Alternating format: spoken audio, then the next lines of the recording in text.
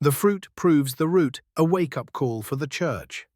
Everyone knows the list: love, joy, peace, patience, kindness, goodness, faithfulness, gentleness, self-control. Galatians 5:22-23 is sung in Sunday schools and stitched on throw pillows. But fruit isn't for decor, it's for evidence. A tree is known by its fruit, Matthew 7:16. And the fruit of the Spirit is not optional, it is essential. This list isn't a spiritual resume, it's a mirror, not a checklist. A portrait of Christ. If it's not growing in you, something else is. Because soil doesn't stay empty, it gets planted, either by the Spirit or by the flesh. Love first, because God is love. Love isn't sentiment, it's sacrifice. It says no to sin and yes to the cross. Love is patient, love is kind, it keeps no record of wrongs. 1 Corinthians 13.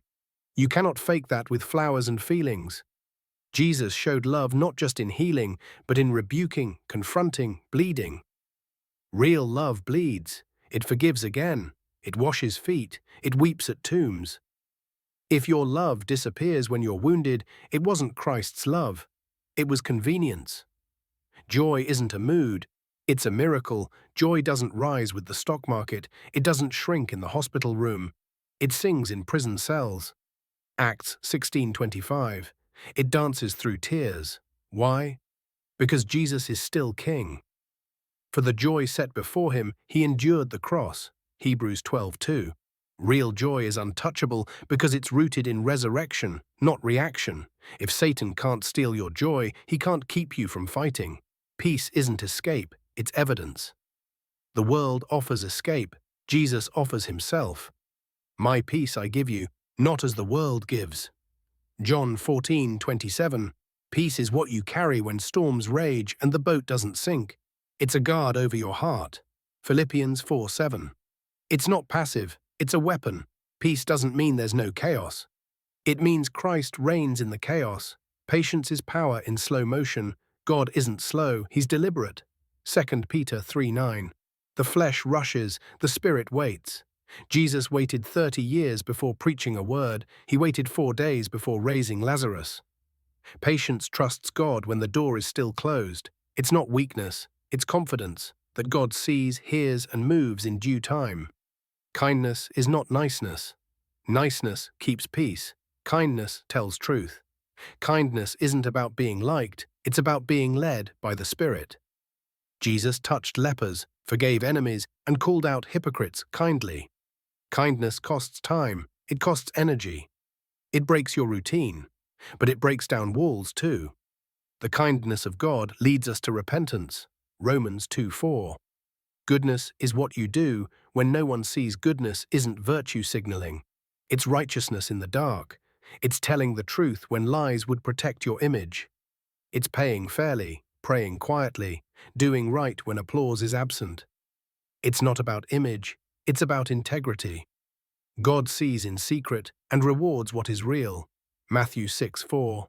Faithfulness, still here, still his, not flashy, not trending, just present, still obeying, still forgiving, still worshipping.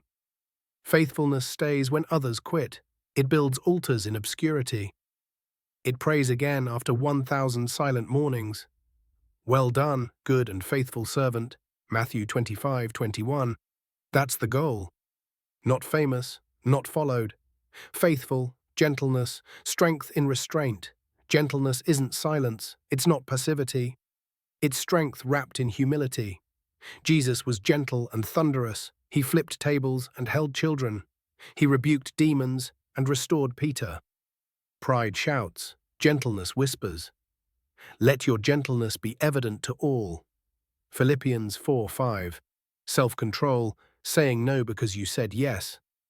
Without self-control, the garden overruns. It's the fence, the trellis, the discipline of a surrendered life. The flesh demands, the spirit leads. Self-control doesn't say no to everything. It says no to sin because it already said yes to Jesus. I have been crucified with Christ. Galatians 2:20. There's no resurrection without crucifixion. You don't manage the flesh, you kill it. And you let the Spirit raise up new fruit. This is not self-help, this is war.